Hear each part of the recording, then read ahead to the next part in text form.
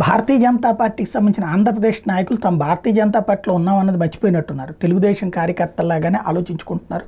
వాళ్ళు ఆ పనుల్లోనే ఉన్నారు. నామినేటెడ్ పదవులు వస్తాయా, డైరెక్టర్ పదవులు వస్తాయా, చైర్మన్ పదవులు వస్తాయా, ఎట్లా మాట్లాడుకోవాలన్నట్టు.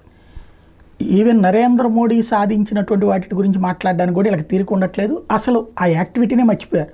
ఇంకోటి, అసలు తెలుగుదేశం అనుకూల మీడియా కూడా తెలివిగా భారతీయ జనతా పార్టీని సైడ్ చేసేస్తూ జనసేనకు కూసేంత ప్రాధాన్యత ఇచ్చి తెలుగుదేశం పార్టీని హైలైట్ చేసుకుంటూ సాగుతోంది. దానికి తగ్గట్టుగా వీళ్ళు ఏమైనా మాట్లాడతారంటే ఏం లేదు. సనాతన ధర్మం గురించి లేదా మన తిరుపతి లడ్డు విషయంలో కావచ్చు, వీటిలో భారతీయ జనతా పార్టీ వాళ్ళ స్పందన నామమాత్రం. పవన్ కళ్యాణ్ స్పందనలో 10వ వంతు కూడా లేదు. సనాతన ధర్మం గురించి అద్భుతంగా మాట్లాడాడు పవన్ కళ్యాణ్. భారతీయ జనతా పార్టీలో అట్లాంటి నోళ్లే లేకుండా పోయింది.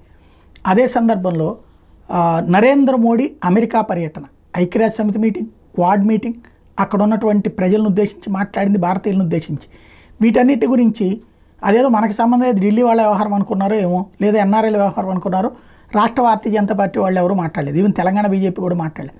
కానీ పవన్ కళ్యాణ్ మాత్రం సిన్సియర్గా ప్రస్తావించారు, దాని మీద మాట్లాడుకొచ్చారు. తాజాగా మోడీ టూర్కి పవన్ ఫెదా అవుతూ అద్భుతమైనటువంటి నిర్ణయాలు తీసుకున్నారని ప్రకటించారు.